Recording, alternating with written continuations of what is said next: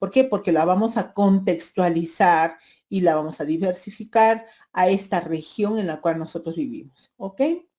Muy bien, ahora pasemos a lo que es una adecuación curricular. Y decíamos que la adecuación se hace para un grupo de estudiantes, ¿ok? El día de ayer incluso le decía un grupo de estudiantes, ¿no? Vamos a ver cómo es eso de grupo de estudiantes. Entonces le decía, a ver, son ajustes curriculares, metodologías, estrategias, recursos o didácticas, así como la priorización e incorporación de competencias que se realizan con el fin de responder a las características, potencialidades, demandas y necesidades de determinados grupos de estudiantes. Le decía, ¿cómo que grupos de estudiantes? Un grupo de estudiantes, por ejemplo, como dice aquí, una población originaria o indígena, ¿sí? Es un grupo de estudiantes. Personas adultas mayores, ya, entonces lo que nosotros trabajamos en educación básica alternativa, con personas adultas mayores, ¿sí? Entonces, para ese grupo de personas se hace una adecuación curricular. ¿Listo?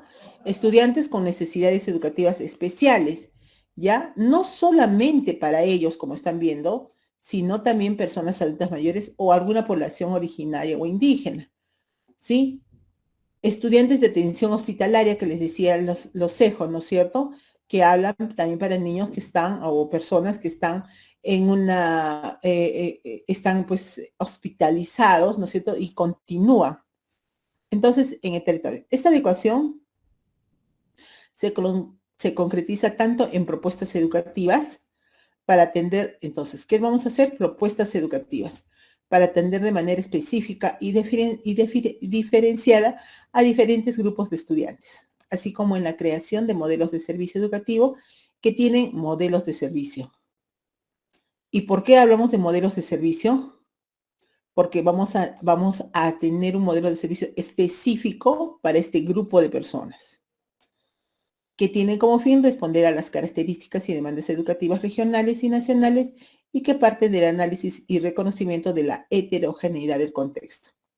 Entonces, hemos dicho que podemos hacer una adecuación para este grupo de personas, ¿sí? Hacemos una adecuación curricular, adecuamos el currículo. Fuera que sí, diversificamos el currículo regionalmente, pero esas personas también están dentro de la región. Además que lo diversificamos, lo contextualizamos a estas personas porque están en una región determinada, también lo adecuamos porque, por ejemplo, son personas adultas mayores y como personas adultas mayores, pero que sí quieren culminar sus estudios, ellos tienen situaciones específicas, ¿no es cierto? Como por ejemplo, ya les decía, ellos trabajan, ellos sustentan familias, entonces su tiempo es diferente. Ellos no son como los otros niños, ¿no es cierto? Los estudiantes, los adolescentes que solo se dedican a estudiar y los papás les dejan su desayuno, su almuerzo, todito. No, acá no, ellos hacen el desayuno, el almuerzo, además trabajan y además estudian, ¿no es cierto? Tienen esas características.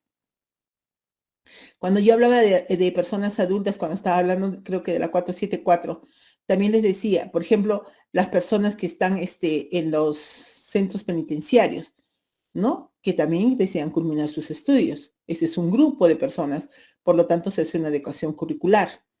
Las personas a ver, que se encuentran, vamos a decir, ya, sirviendo al ejército, ¿no es cierto? Sirviendo al ejército. Ellos también, ¿no? Estos jóvenes que sirven al ejército, también quieren continuar con su secundaria. Entonces son un grupo de personas y se hace una adecuación curricular, ¿ya? Entonces queda claro eso para grupos de personas que por situaciones diferentes que tienen específicas, no pueden ser atendidos igual que todos, pero sí deben ser atendidos, ¿sí? No pueden, pero deben ser atendidos. Muy bien. Entonces,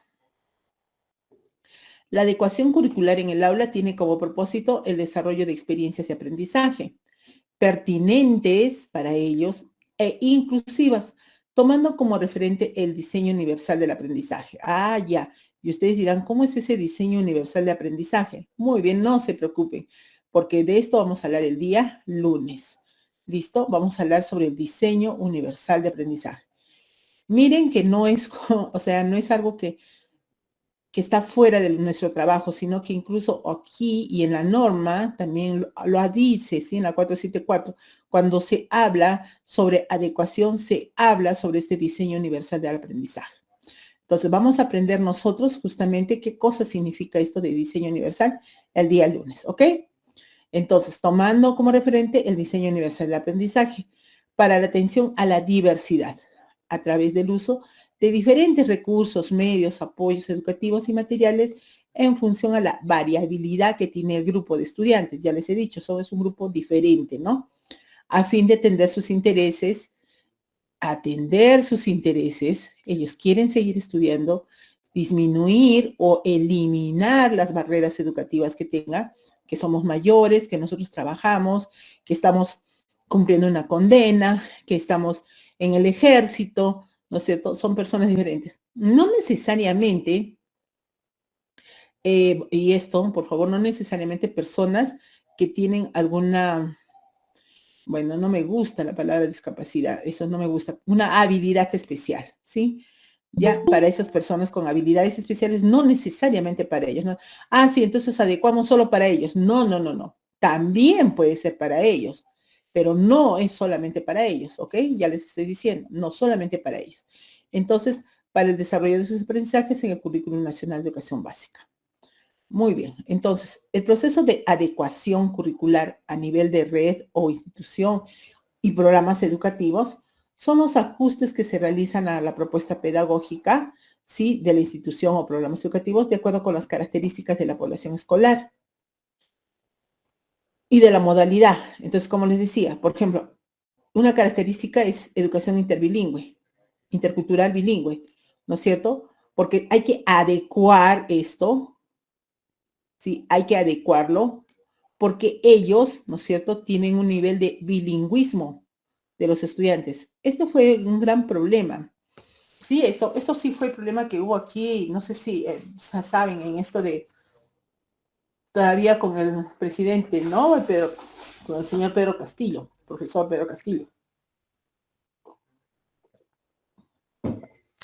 Porque sucede que cuando se dio la normatividad para nombramientos, para cargos directivos y todo eso, no se tomó en cuenta que las personas que ocupaban, por decir, iban a ir a un nombramiento a una zona, sobre todo en la zona selva, ¿no es cierto?, donde ellos tienen dialectos, ¿no es cierto?, algunos. Entonces, ¿qué sucede?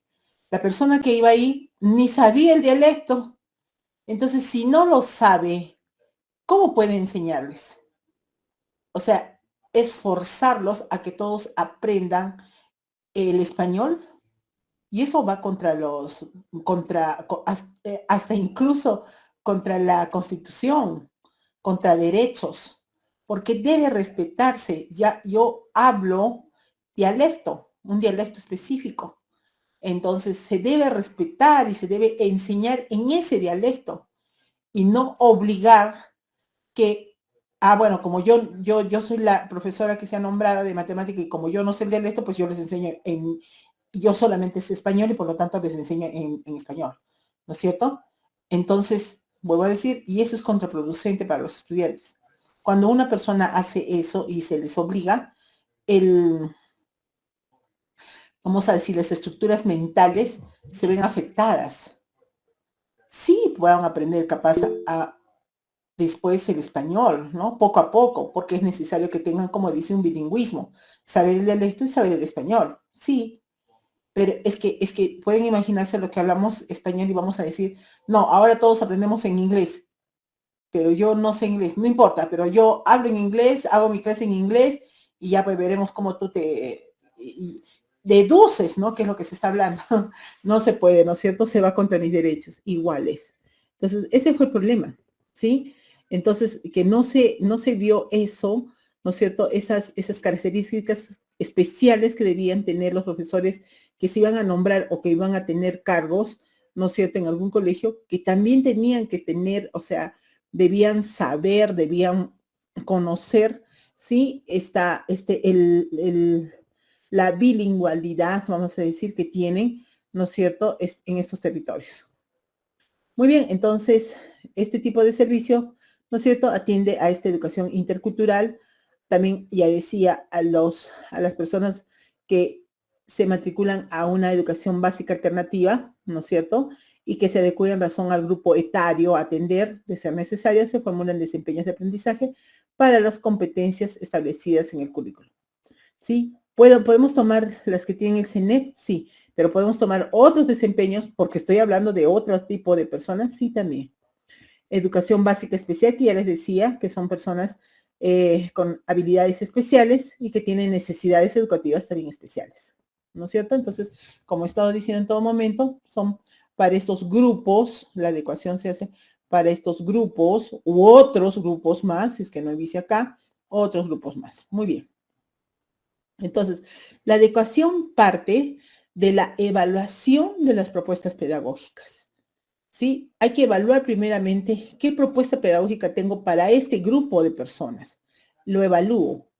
Y efectivamente, como siempre, ¿cómo se planifica? Para los intereses y necesidades de estos estudiantes. Entonces yo tengo que evaluar, ¿no es cierto?, esa propuesta pedagógica que se vincule a las necesidades e intereses de ese grupo de personas. En función de las características, ahí está, necesidades educativas especiales y de aprendizaje de la población estudiantil y del contexto, permitiendo realizar ajustes o definir nuevas propuestas en el marco de los enfoques transversales y los elementos del Currículo Nacional de Educación Básica. ¿Ok? Entonces nosotros hacemos una adecuación curricular a este grupo de personas o, vuelvo a decir, si hubiese otro grupo de personas, a ese grupo de personas. ¿Cuáles son los retos? Tener una mirada integral del individuo en su territorio. Esto comprende tener siempre presente la diversidad de los estudiantes, así como la diversidad de los territorios, ¿no es cierto? Para poder nosotros hacer una adecuación y también una contextualización, primero saber pues cómo es, ¿no es cierto? Cómo es esa diversidad en el territorio donde ellos viven, ¿no? Vamos a decir, donde socializan, ¿sí? ¿Dónde? ¿Cómo es? Contar con las características, con la caracterización de los diferentes territorios de manera sistemática. Claro, porque cada territorio, ¿no es cierto?, tiene características especiales, ¿sí? Todos somos peruanos, ¿sí? Pero tenemos características especiales. Yo les decía, como les decía, el queso, ¿no? Les decía del queso. El queso serrano, ¿no es cierto? El queso serrano lo comemos por acá, Puno, Juliaca, toda esta parte de acá, ¿no es cierto? Arequipa. ¿No es cierto? Pero el queso, acá está Cajamarca. El queso cajamarquino es otra cosa. Y no digamos que es más rico ni menos rico, pero es otra cosa. Ellos son, pues, es un queso mantecoso, ¿no? Riquísimo para hacer comidas, ¿no es cierto? Entonces, son diferentes. Somos peruanos, pero somos diferentes. Entonces, tenemos características diferentes. Enfatizar la visión del desarrollo regional articulada a la visión nacional. Por supuesto, el desarrollo regional, porque nosotros nos debemos desarrollar regionalmente, ¿no es cierto? Vamos a decir regionalmente aquí, nos desarrollamos, pero no como una islita, sino a partir de esa vinculación con todo el territorio, ¿sí? Determinar las reales demandas educativas de la región y definir estrategias que permitan la atención a la diversidad. Yo les decía, por ejemplo, una evaluación diagnóstica que se propuso, fue una experiencia de aprendizaje, que se propuso era hacer cocinas ecológicas, ¿no? Y esas cocinas ecológicas, qué interesante la propuesta. Y a partir de matemáticas se hacía, a partir de ciencia y tecnología, se trabajaba las cocinas ecológicas. Y estas cocinas ecológicas, ¿qué sucede? No emitían tanto humo, ¿no es cierto? Como cuando se cocina a leña simple, ¿no? O sea, es mucho humo y las personas están, y generalmente, ¿no es cierto? No hay cocina, sino la misma casita sirve también ahí para hacer ¿no? Solamente es una habitacioncita y ahí mismo se cocina. Entonces todos aspiran el humo muy pronto para estar mal también de los pulmones. Entonces, esta cocina ecológica hacía pues de que no humee tanto, ¿no es cierto? Y podíamos construirla a partir de, ¿cómo se llama?, de algunos cálculos que se trabajaban, ¿sí? Y bueno, se veían los beneficios también de la cocina ecológica. Pero ahora venimos a esto. Esa cocina ecológica es pues una muy buena propuesta para una zona rural, como yo les digo, porque no tienen gas, porque no va a llegar el gas ahí, porque, ¿cómo se llama? Incluso solucionar ese problema de que no aspiren tanto humo, que no esté tiñendo todas las paredes, ¿no es cierto? Pero para una zona, ciudad, no me va a servir la cocina ecológica, ¿no es cierto? No me sirve la cocina ecológica. ¿Por qué? Porque ahí sí tienen gas, ¿no? Y aunque sea juntando sol por sol, pero tienen el gas. Entonces, vuelvo a decir, entonces ahí sí no sería. Entonces, ¿qué tenemos que hacer? Como dice acá, determinar las reales demandas educativas que se tiene, ¿no es cierto?, en esa localidad, en ese espacio territorial en el que nosotros vamos a trabajar, ¿no es cierto? Entonces, por ejemplo, yo les decía, cambiemos eso de cocina, porque fue una situación significativa, ¿sí? Una experiencia de aprendizaje. Entonces decía, cambiemos eso, les decía a los profesores, cambiemos eso, y como nosotros somos ciudad, entonces si trabajamos en la ciudad, entonces trabajemos, por ejemplo, termas solares. Acá en Arequipa, la mayoría del año tenemos sol, bastante sol. Entonces, aprovechamos, ¿no es cierto?, el sol para la terma. Y tenemos agua caliente sin necesidad de gastar electricidad. Las termas solares no son muy importantes, ¿no es cierto? Yo digo para Lima, porque ahí todo el invierno está tapadito el cielo. Entonces, como está tapado el cielo, no hay pues calor. Y como no hay calor, justamente cuando necesitamos de agua caliente, que es el invierno, no hay calor. Y por lo tanto, no hay agua caliente. Entonces, están viendo la necesidad, la demanda que te tiene cada región. Es diferente. ¿Mm? Muy bien, sigamos. Ahora vamos a hablar de la adaptación curricular. Volvemos a recordar, ¿ya? Acá está. Contextualización, ¿no es cierto? Perdón, todo es un proceso de diversificación, ¿sí? La contextualización a nivel regional, la adecuación a nivel de grupos de personas, y ahora vamos a pasar a la adaptación, lo que es nivel individual. Entonces, adaptaciones curriculares. El proceso de adaptación curricular tiene como propósito garantizar una atención personalizada que reconoce y valora las potencialidades del estudiante y minimiza o elimina barreras educativas que limitan su aprendizaje. Y participación para desarrollar las competencias establecidas en el Currículum Nacional de Educación Básica. Este proceso atiende a las demandas educativas individuales, no abordadas a nivel de adecuación curricular en el aula, o sea, no por el grupo. Además, parte del análisis, reflexión y toma de decisiones sobre las necesidades, características, intereses y potencialidades, ahí está, de cada estudiante, tomando en cuenta las barreras de cada estudiante. Miren, cada rato está diciendo es uno, tomando en cuenta las barreras educativas que le impiden el acceso, la participación y la convivencia para el desarrollo de los aprendizajes en condiciones de calidad y equidad. ¿No es cierto? Yo les decía, ¿qué sucede? Cuando un estudiante por alguna situación X, Y, Z no puede, ¿no es cierto?, acceder a este modelo educativo que nosotros tenemos, entonces nosotros hacemos una adaptación curricular, ¿sí?, para ese estudiante. Yo me acuerdo que les conté, ¿no es cierto?, de este estudiante que tenía un problema de que no podía caminar por las calles porque le tenía miedo a toda persona que pasaba a su lado. No podía, menos subirse un ómnibus. porque ahí había personas. Si pasaban las personas, también les tenía miedo. Bueno, pasó, o sea, un accidente y por eso quedó así la niña. Bueno, no es una niña, una señorita. Entonces, pero ella quería seguir estudiando porque le faltaba solo el quinto. Entonces, es una sola persona, una. Entonces, la institución tiene la obligación de hacer una adaptación curricular para esa una sola persona. Ujú. Entonces, eso es adaptación curricular. Las adaptaciones pueden ser de tres tipos de acceso, pedagógicas y curriculares. Miren que no es solamente así simple. ¿Cómo es una adaptación de acceso? Se refiere a los cambios, modificaciones para el aprovechamiento de los espacios educativos, espacios que faciliten la comunicación, movilidad o desplazamiento del estudiante. Estos pueden requerirse en institución y programas educativos, en el aula y de manera individual.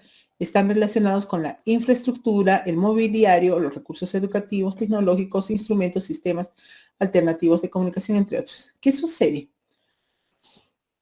En mi institución educativa había una señorita, Claudia, que ella, pues no sé, bueno, pero sus piernitas no le funcionaban, ¿sí?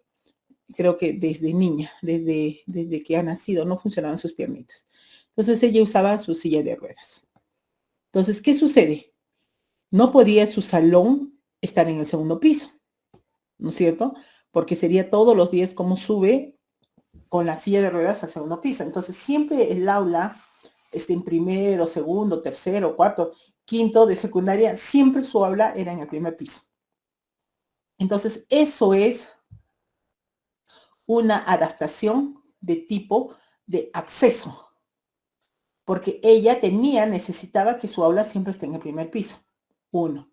Dos. ¿Qué resulta? Pero el aula de innovación estaba en el segundo piso y ella también trabajaba con aula de innovación. Entonces, ¿qué hacían? ¿No es cierto? El otro era de que el aula de innovación pase al primer piso, pero eso no podía ser porque es peligroso, ¿no? Es peligroso porque pueden robar rápidamente si está en el primer piso. Entonces, sí estaba en el segundo piso. Pero yo me acuerdo que era muy, muy, muy, muy conmovedor ver esto, ¿no? Mucha quien la llevaba cargadita era el auxiliar. Y los estudiantes llevaban la sillita hasta arriba, la silla de ruedas. Otras veces, si el auxiliar estaba ocupado, cuando ella tenía que movilizarse al segundo piso, entonces el alumno, sus compañeros, el más fortachón, el de más músculos, la subía cargada a Claudia y los demás subían en la silla de ruedas. Eso ya se sabía, ¿no?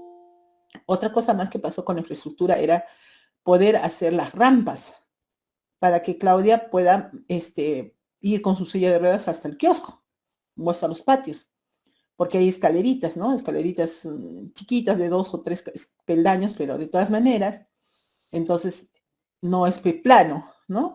Entonces se hacían las rampas para que ella pueda movilizarse por todo el colegio, ¿no es cierto? Ir, por ejemplo, al patio o ir al kiosco tranquilamente. Entonces, eso que les estoy diciendo es una adaptación que se hace, ¿no es cierto?, de tipo de acceso. Muy bien, sigamos.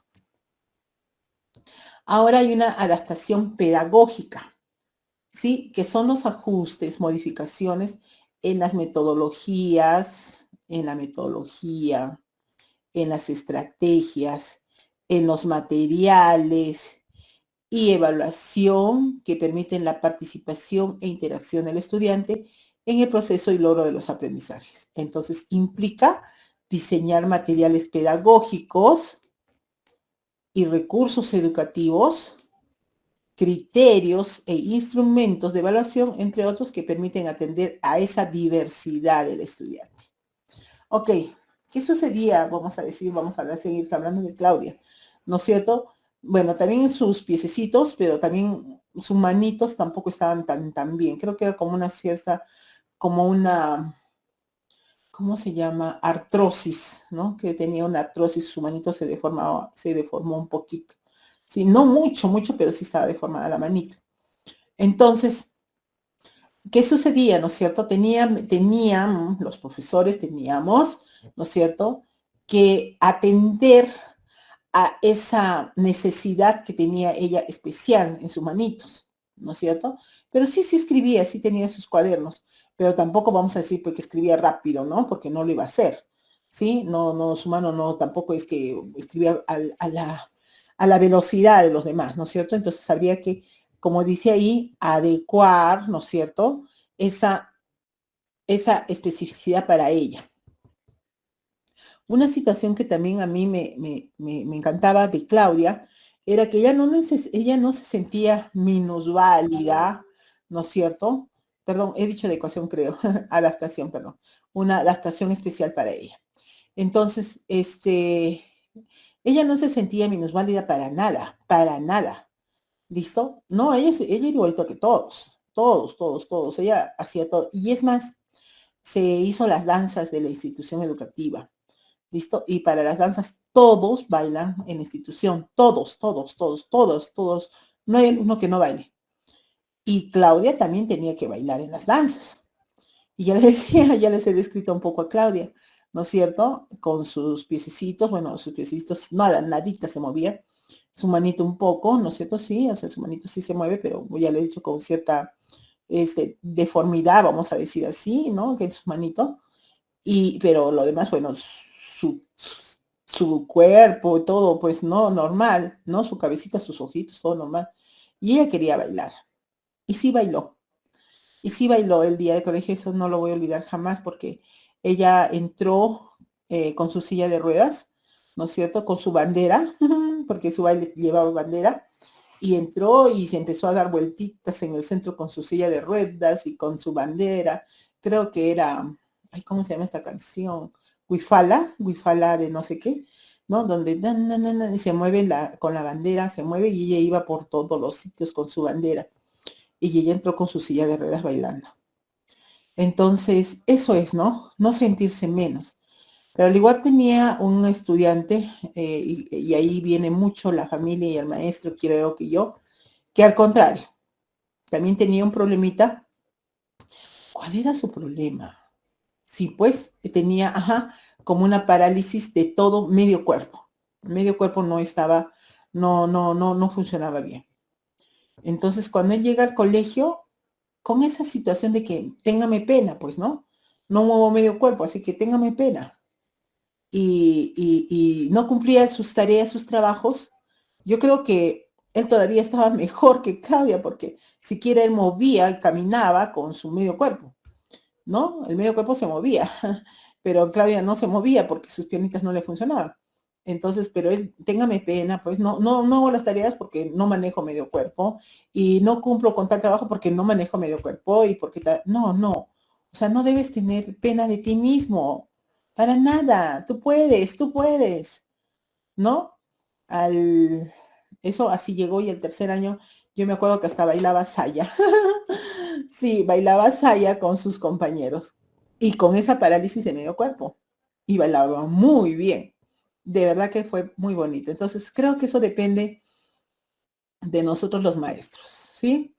Muy bien, entonces, esos son, lo que les estoy contando, son lo que hemos dicho acá, adaptaciones pedagógicas. Ahora, el otro tipo de adaptación es la curricular, que se refiere a los ajustes, modificaciones que se realizan en la propuesta curricular.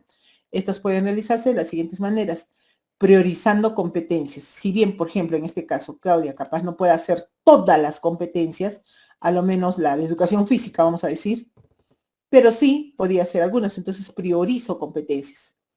Flexibilizando el nivel de desarrollo alcanzado, exactamente, ¿sí? Y esto, por favor, para los estudiantes que tienen necesidades especiales, ¿sí? O habilidades especiales, como yo les digo. O sea, no podemos exigirles que ellos tengan un rendimiento igual que todos. No se puede, no se debe. ¿Listo? Incluso puedo hacer una denuncia por eso, porque no se puede. Yo me acuerdo claramente, y disculpen que les tenga que decir no solamente ejemplos, sino casuística para que nos demos cuenta. Era un colegio particular, ¿sí? Y había una niña con necesidades especiales, no muy severo, un poco severo. Pero la profesora de primaria se paraba quejando de ella, que no atiende igual que ella, que no hace las tareas igual, que no. Y yo le decía, por supuesto que no va a hacerlo igual, por supuesto que no lo va a hacer igual. Ay, pero es que cuando yo estoy hablando ella está mirando a la ventana. Por supuesto que lo va a hacer así. Porque no quiere decir que porque mire a la ventana no la está atendiendo, profesora, porque ella no tiene el tipo de atención de todos. Ella tiene un tipo de atención especial, diferente, y usted no la entiende. Entonces, no se puede pedir, por eso hay que flexibilizar, como acá dice, el nivel de desarrollo alcanzado. Ahora, también como yo les decía a los profesores, si este alumno, todos llegan a un nivel 20, y este alumno, y tienes AD, y este alumno llega a un nivel 10, la mitad de los demás, también tiene AD. Y no quiere decir que, porque es la mitad del nivel de los demás, ¿va? En una resolución viceministerial, la 222-2021. En la vida no es lo que yo diga. Esto es norma. Entonces tenemos que aprender a acoger a esas personas. Muy bien. Muy bien. Entonces ese es el acuerdo. Además, debe considerarse que las adaptaciones requieren de la participación y el involucramiento de toda la comunidad educativa. ¿Sí? Estas adaptaciones que nosotros trabajamos. Para ello se requiere la promoción de espacios de sensibilización y concientización. Yo les decía, muchas veces no los entienden. No entienden a las personas con necesidades especiales. ¿Por qué? Porque no están sensibilizados, porque desconocen, porque no tienen esa concientización, ¿sí? No la tienen, porque no saben de norma que los amparan y que podemos estar cometiendo errores. ¿Mm? Como le digo, se puede hacer un proceso, ¿sí? Un proceso administrativo a aquel profesor que no esté haciendo una adaptación o una adecuación para este tipo de estudiantes. Gestionar alianzas estratégicas, sí, tenemos el SANE, ¿sí? Que nos puede ayudar. Y de redes de apoyo, soporte, generación de grupos de interaprendizaje entre docentes, entre otros. Planificar el proceso de diversificación curricular. A ver, ¿cómo se planifica el proceso de diversificación? El comité de gestión escolar, tenemos un comité, ¿no es cierto? Tenemos 3 grandes comités. El comité de gestión pedagógica, el comité de gestión escolar y el comité que es de tutoría, ¿no? El comité de convivencia y tutoría. Entonces, ellos aseguran acciones que generen condiciones para el proceso de diversificación. Para ellos, primero, hay que determinar las características, intereses y necesidades, potencialidades de esa población educativa y contrastarlas con las demandas educativas de la región, locales y de la región, con la finalidad de priorizar las demandas educativas a atender. Entonces, ¿qué cosa es eso? Contextualización, ¿no es cierto? Muy bien. Definir los objetivos, acciones y estrategias de desarrollo como parte del proceso de diversificación a llevar a cabo en la institución educativa. Entonces, definir los objetivos, acciones y estrategias que vamos a desarrollar. Establecer los mecanismos, herramientas y medios para hacer seguimiento a las acciones propuestas y la identificación de nudos críticos y buenas prácticas. ¿Qué quiere decir? Monitorear. Sí dice eso. Debemos sensibilizar y fortalecer en la comprensión del currículum. ¿Dónde está mi lápiz? Acá está. Sensibilizar y fortalecer en la comprensión del currículum, los modelos de servicio educativo, así como la comprensión de la conceptualización de diversificación. Entonces, ¿dónde se hace esto? Esto lo trabajamos en la semana de gestión. En la semana de gestión tenemos que sensibilizar, fortalecer, ¿no es cierto?, la comprensión del currículum con los docentes, nosotros los directivos, ¿sí? Que que puedan ellos saber cómo se diversifica, cómo se contextualiza, cómo se adecúa, cómo se hace una adaptación curricular.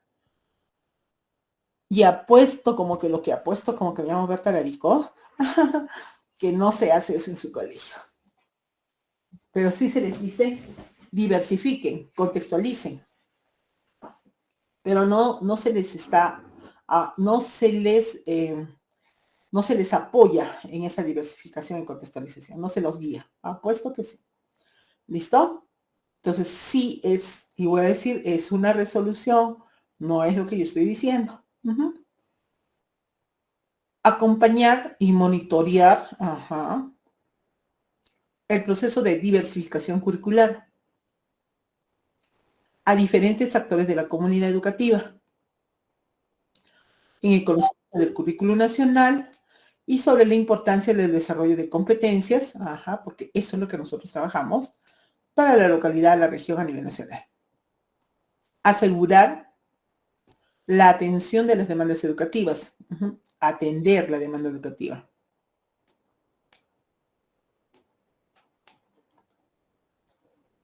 Regional y local, contrastándolas con las demandas educativas que se han determinado en la institución educativa. Todo esto, a través de este comité de gestión, debe ser monitoreado y evaluado. Evaluar de manera continua los logros y avances del proceso de diversificación. Miren lo que dice. Hay que evaluar los logros y avances del proceso de diversificación. Y ahora, la pregunta será, ¿estarán diversificando los profesores? Identificar y difundir las buenas prácticas de diversificación curricular, identificando nodos críticos y lecciones aprendidas. Dar a conocer a la UGEL las acciones a ejecutar en el proceso de diversificación curricular, evaluar las estrategias y actividades propuestas con el fin de ajustar y mejorar el proceso de diversificación. Sí, ¿para qué se monitorea? ¿Para qué se monitorea? ¿No es cierto? No monitoreamos, ¿no es cierto? Los directivos no monitoreamos, perdón, es que lo voy a bajar acá, no monitoreamos para supervisar, para criticar, no es cierto, para molestar a los docentes, en ninguno de los casos. Monitoreamos para apoyar, para proponer, ¿sí? Para hacer, vamos a decir, un soporte para los docentes. Muy bien, rol de las instituciones. En primer lugar, para hacer la diversificación, no es así de simple. Diseñar y actualizar y reformular el PCI. Esto tienen que hacerlo sí o sí en esta semana de gestión, la primera. A fin de responder a las demandas educativas regionales, que es lo primero, ¿no es cierto? Lo primero, esa contextualización y a las características, necesidades e intereses de los estudiantes o programas educativos. Desarrollar procesos de enseñanza-aprendizaje, asegurando la atención a esa diversidad. Y ya les he dicho que el señor presidente Pedro Castillo no atendió a la diversidad, ¿sí? En ese momento. Imagínense que se hizo toda una huelga ahí. Hasta toma de locales. Sí se llegó a fuerte. Porque imagínense, al presidente le hacen, imagínense cómo a nosotros. Establecer comunidades profesionales de aprendizaje. También vamos a hablar de esto posteriormente, ¿ya? ¿Cómo son esas comunidades profesionales de aprendizaje? ¿Ya? Esto sí vamos a decir también. Voy a anotar, por favor, que esta es una tarea para mí. Comunidades profesionales, que sí les voy a hacer la capacitación de esto, ¿ya? Es que hay que entender cada término, ¿no? No es pasarlo por pasarlo. ¿Sí? Que ustedes ya, bueno, supone que ustedes ya saben. No, yo voy a suponer que no saben. ¿Ya? Y si saben, entonces reafirmo lo que ustedes ya saben. Que permitan generar una cultura escolar, el rediseño, reflexión crítica y constructiva de las prácticas educativas de cara a esos requerimientos de aprendizaje que tienen los estudiantes. Establecer alianzas y espacios de diálogo con actores de la comunidad. Sí, necesitamos a esos actores, ¿sí? que todos se vinculen. Nosotros tenemos, a quién tenemos y lo vinculamos a nuestro colegio, ¿sí? Yo tengo una muy buena experiencia y aunque ahora están bueno, a menos tratar con la policía, ¿sí? Con la comisaría de donde estaba. Han sido un apoyo fundamental. Yo les digo así a todos ustedes, trabajen con ellos de la mano, de verdad. Bueno, también depende de personas y personas, ¿no? Pero en este caso con la comisaría que yo trabajé, excelente. Por ejemplo, había algún brote, vamos a decir, de bullying. Inmediatamente pedía que vengan a dar una charla y venían. Ellos tienen equipos especiales. No estoy diciendo que el señor comisario de la comisaría va a venir. No, no, no, no, no, no. No es así. Ellos tienen ya equipos que ya, o sea, se dedican a eso, ir a los colegios. Tienen material, hasta premios para darles a los chicos. Tienen de todo. Ellos ya están ellos ya tienen ya toda una formación. Vuelvo a decir, no el señor, subalterno, oficial, va a venir. No, no. Ellos, si yo les pido, ellos ya saben a quién van a traer. ¿Listo? Entonces, por ejemplo, bullying, ya venían ellos. O qué les puedo decir, alguna parte de agresión entre los mismos estudiantes. Y yo les decía, no, pero mire, esto está pasando. Venían inmediatamente y les daban sus charlas a los alumnos y les decían, y con esa autoridad, qué bonito. O, por otro lado, había alguna situación, vamos a decir, con algún padre de familia o alguna situación de riesgo en la institución. Una llamada por teléfono y ni yo estaba apretando ya, o sea, para terminar la llamada, ya estaba el comisario, ya estaban ahí en la puerta de mi colegio. ¿Qué ha pasado? ¿Quién es? ¿Quién? Pero que de verdad, y no voy a, era, o sea, un equipo de trabajo excelente, ha sido un apoyo excelente para el colegio, realmente, en todo momento. Entonces, capaz ustedes puedan tener esa vinculación, al igual como mi colegio lo ha tenido como persona, ¿sí? Apoyos. Sí, en algún momento también, en otros años, fue con la de Muna. Tenían un excelente equipo de la de Muna del municipio, con ese alcalde también, ¿no? Porque cambió de alcalde y ya, ya fue un caos. Pero bueno, tenemos nuestras autoridades. Pero el hecho de eso que también fue un buen trabajo, venían, ¿no es cierto? Hacían el seguimiento, los de la Demuna venían al colegio cada cierto rato a hacer el seguimiento a esos niños o a esos estudiantes, ¿no es cierto? Que, por ejemplo, habían tenido alguna clase de problema. Por ejemplo, vamos a decir, si hay un alumno, hay un estudiante que permanentemente llega tarde, y se le dice, y se le esto, y se le reflexiona, y sigue llegando tarde, sigue llegando tarde, sigue llegando tarde. Entonces, ¿qué sucede con eso? El problema no es el estudiante, el problema son los padres, no le están haciendo un seguimiento. Entonces, procedo a hacer la denuncia a la DEMUNA. Entonces la DEMUNA acoge la denuncia, no crean que no, eso por estar llegando tarde, más peor es que si falta. Entonces, ¿por qué? Porque los padres deben ser responsables, ¿sí? Son responsables de menores de edad, ¿no es cierto? Son responsables de los menores de edad y por lo tanto tienen que asumir esa responsabilidad. Los obligo a asumir su responsabilidad. ¿Listo? Y después la DEMUNA venía a hacer monitoreo permanente, iban a la casa. Muy interesante también fue esa vez, pero bueno, como le digo, cambió el alcalde y cambió todo. Y después, bueno, ahora ha sido mi fortaleza los señores de la policía. Muy bien. Bueno, también, disculpen, pero era la comandante, capaz por eso, porque como era mujer, era muy, pero muy eficiente. Era la comandante. Muy bien, sigamos. Diversificación curricular a nivel de red o programa educativo. Ya, esto es lo último. Miren, esto ya es un resumen. Y este cuadro que estoy presentando está en la resolución 222. ¿Sí? Resolución vicepresidencial 222-2021. Está este cuadro. ¿Sí? No es que yo lo haya hecho. O sea, la resolución está en el anexo, en el único anexo que tiene. Entonces, ¿qué dice? Primero hay que hacer una preparación. ¿Y qué es eso de preparación? Consideraciones previas al proceso de diversificación curricular. Ya les dije cómo son las consideraciones, ¿no? A partir de esas preguntas que teníamos acá. Ya, ¿dónde están? Acá están las preguntas. Acá. ¿Sí? Hacemos eso, con una caracterización. Con esas preguntas u otras, No hay problema. Después, comprensión del currículo nacional. tenemos que comprender el perfil de egreso, el enfoque curricular, las competencias y estándares. Bien entendido cada uno de estos, ¿sí?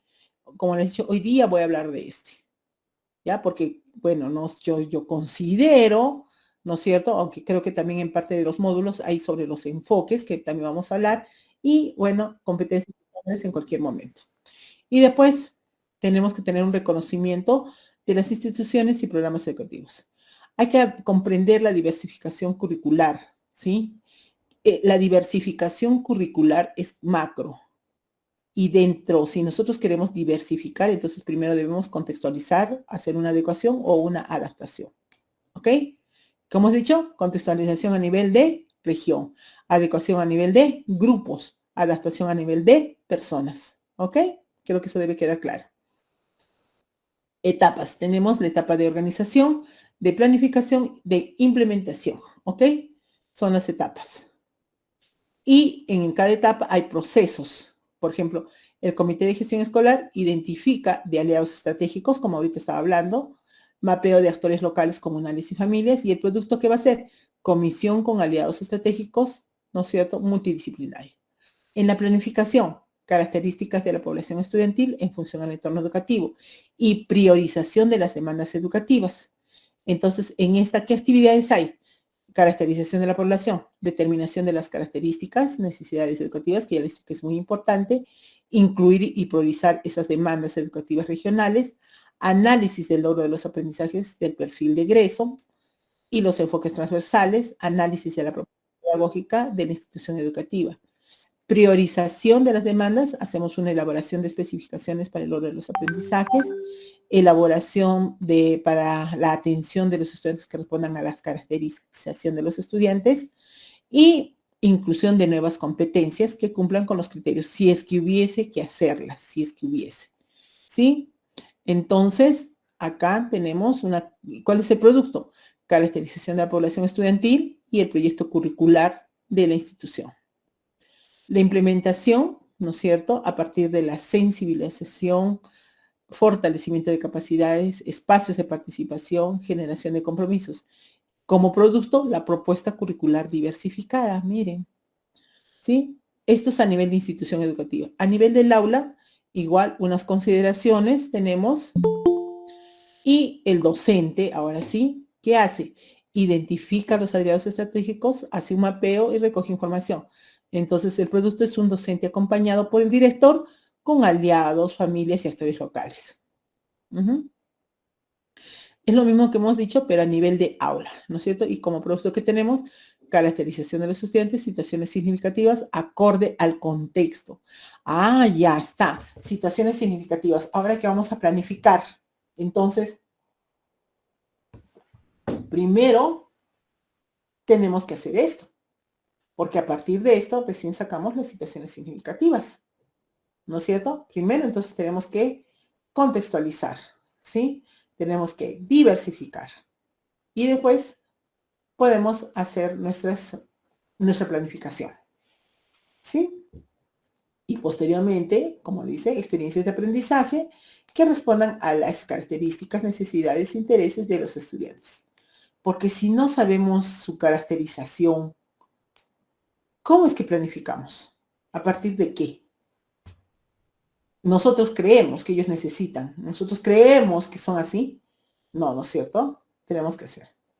Muy bien, acá hay es como un ejemplo, ¿sí? Y cómo es que nosotros trabajamos una contextualización, ¿no es cierto? Una diversificación de una experiencia de aprendizaje. Entonces, que me parece muy interesante porque hasta ahorita yo he hablado la norma y he hablado definiciones, pero ahora en ejecución, ¿cómo se hace? Yo creo que ustedes la pregunta sería, bueno, denos un ejemplo, ¿no? Denos un ejemplo. Muy bien, aquí está el ejemplo, ¿sí?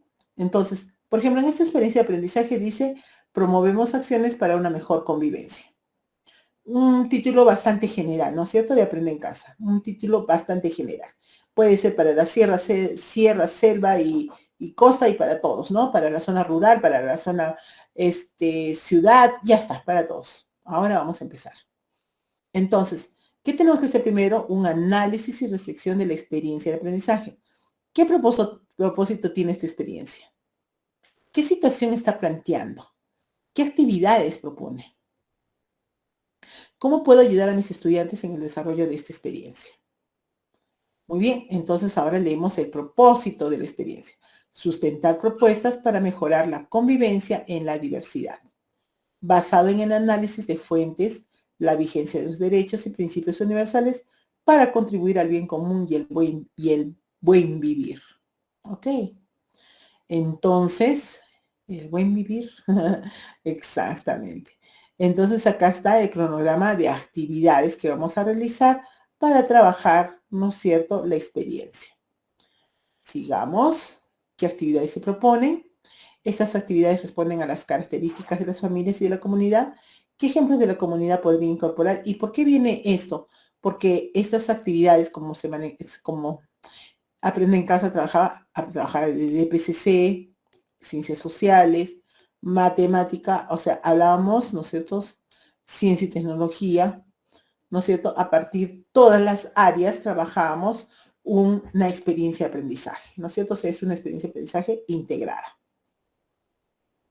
Entonces, ahora identificamos las características de los estudiantes en tu contexto, en el contexto en el que se está moviendo cada uno de ustedes. Por eso es contextualización. Entonces, ¿cómo está la identificación? Algunos estudiantes tratan de imponer sus ideas a sus compañeros. Poner apodos y sobrenombres es una conducta habitual. Se posterga la actividad educativa por otras de ocio o diversión. Entonces, ya tengo acá una identificación de las características. Claro, en negativo, pero también puede ser en positivo. Entonces, ¿qué decimos? La mayoría de estudiantes de nuestra institución tienen una economía baja, también acá viene, lo cual los obliga a ayudar a sus padres con las labores de casa y con el cuidado de los hermanos menores, o en su defecto también sería a trabajar para aportar económicamente a sus hogares. El entorno, la familia y la sociedad en que se desenvuelven los estudiantes los hace vulnerables a la poca práctica de valores morales, ya que muchos no vean como una opción seguir estudios superiores, ¿no? Esa es la caracterización. Entonces, a ver, ¿cómo atacamos esta situación, esas características negativas que están acá? Entonces dice, sería bueno empezar por realizar un decálogo de buenas prácticas de convivencia para los diferentes escenarios en los que se desenvuelven los estudiantes. ¿Realmente la perspectiva educativa implementa la práctica del buen vivir a nuestros estudiantes? Porque hablaban del buen vivir, entonces, a ver, hagamos eso. Posteriormente se trabaja un análisis de la situación significativa. ¿Esta experiencia es clara para mis estudiantes? ¿Es cercana a ellos? Entonces, acá está la situación, ¿no es cierto? Y necesitamos para esa situación problemática, en este caso, aprendizajes previos. ¿Cuáles son los aprendizajes que ellos deben traer, ¿no es cierto? Necesidades del contexto, ¿sí? Y la problemática local. Muy bien, así hacemos el análisis. Muy bien. Dice, remirando las características del contexto y del estudiante. Acá tenemos. ¿Cuál va a ser el producto de esto? Proponer un decálogo de buenas prácticas de convivencia para los diferentes escenarios. También un producto va a ser un discurso de reflexión que sustente las propuestas para mejorar la convivencia en la diversidad, basado en el análisis de fuentes y vigencia de los derechos y principios universales para contribuir al bien común y al buen vivir. ¿Listo? Muy bien. Y después tenemos actividades previas, ¿sí? Por ejemplo, esta lámina les propongo y dice, esta lámina será significativa para mis estudiantes, podrán relacionarla con sus actividades. ¿Qué preguntas nos ayudarán a reflexionar sobre esta actividad? ¿No es cierto? Aquí tenemos, ¿no es cierto?, algunas preguntas que ya están vinculadas con la primera actividad que estamos trabajando para llegar, ¿no es cierto?, a estos productos. Muy bien, la propuesta del docente y la ruta de actividades diversificada para la experiencia. Tarea 1. Tarea 1. Propuestas para una convivencia libre de discriminación. Tarea 2. Calculamos el costo para preparar un plato típico y promover la diversidad. Tarea 3, sustentamos una postura crítica ante el problema de desigualdad y discriminación étnico-racial. Tarea 4, realizamos un decálogo de buenas prácticas de convivencia. Tarea 5, exponemos y reflexionamos propuestas para optimizar la convivencia en la diversidad. Y el producto, un decálogo de buenas prácticas de convivencia, discurso con propuestas para buen vivir. Pero tenemos varias tareas a realizar para ese producto. Muy bien, entonces ya hemos visto que el proceso de diversificación curricular se hace a partir del aula, a partir de la institución educativa y a nivel regional, ¿sí? Y nacional también. Ok, muy bien, ahora sí, hemos terminado, ¿no es cierto? Lo que es,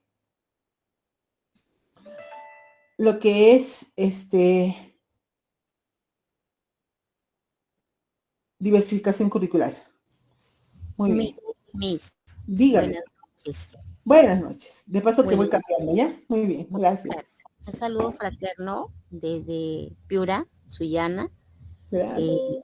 Agradecerle por la ponencia y quería un poquito, como de repente estoy equivocada, para que me lo aclare.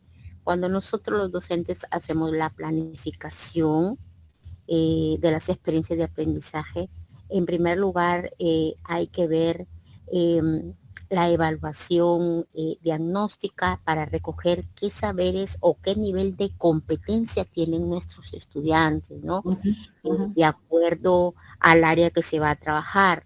Y cuando se plantea, por ejemplo, en la evaluación diagnóstica se plantean situaciones de evaluación en las que el docente, con los diferentes insumos que ya tiene, como son las actas del año anterior, los registros de evaluación, y el ya conocer cuando tenemos de repente un grado y al siguiente grado vamos a tener a algunos estudiantes, ya sabemos cómo ellos más o menos han llevado el desarrollo de la competencia. Nosotros ya tenemos esa idea de cómo está ese estudiante. Y igual se hace ese recojo de información para poder planificar de acuerdo a su necesidad de aprendizaje, de acuerdo a su contexto, de acuerdo a su realidad, realizando pues la contextualización, la adecuación y en algunos casos las adaptaciones curriculares si así lo requiere, si hay algún estudiante con alguna necesidad educativa especial. Cuando nosotros hablamos de la situación significativa ya de la planificación, en las actividades se articulan todas las actividades de las diferentes áreas en las cuales al final va a haber un consolidado, un solo producto, pero para ello hay en cada actividad, en cada área hay diferentes actividades en las que se va a recoger una evidencia de aprendizaje, la cual se va a ir analizando poco a poco en el desarrollo de la experiencia. Entonces, yo lo que quería, Miss Berta, es como que un poquito que me aclare esa situación, o de repente estoy equivocada o estoy bien, y agradecerle pues por esa genial ponencia el día de hoy. Muchas gracias, un abrazo fraterno desde Piura. Muchas gracias y qué lindo que estemos desde Piura, excelente. Muy bien, no, todo lo que usted ha dicho es excelente, exactamente, tiene que trabajar, lo que tenemos que hacer siempre es una evaluación diagnóstica, ¿sí? Porque no necesariamente las boletas o los registros o el CIAGI nos va a dar vamos a decir, un dato correcto de cómo han ido progresando las competencias. Perdón, sí, exactamente las competencias. Como les decía el otro día, ¿qué pasaba, no? Es en comunicación, en comunicación. Lee en su lengua materna, escribe en su lengua materna y se expresa. Pero yo he visto, y generalmente y yo lo hablo porque lo he visto en los docentes, que en el expresa está la mayor dificultad que se tiene. Entonces, cuando diseño mi evaluación diagnóstica, y mi evaluación de esa evaluación diagnóstica, de esa prueba diagnóstica, la evaluación que voy a hacer, ¿no es cierto?, se hace por competencias, ¿no es cierto? Trabajamos por competencias. Entonces, ahí es donde voy a mirar que en argumentación nos está faltando. Entonces, ahí es donde mi planificación, profesora Lumina, como usted lo decía, mi planificación ahora va a poner mayor énfasis en esa competencia, ¿no es cierto?, que está un poquito, vamos a decir, está desnivelada, está cojita, está desnivelada esa competencia. Entonces, está ¿no es cierto? Todavía me falta, entonces voy a poner mayor énfasis, sin dejar, por supuesto, de desarrollar todas mis otras dos competencias más, no, sino en esa voy a poner mayor énfasis. En matemática también pasa lo mismo, en ciencia y tecnología, ¿no es cierto?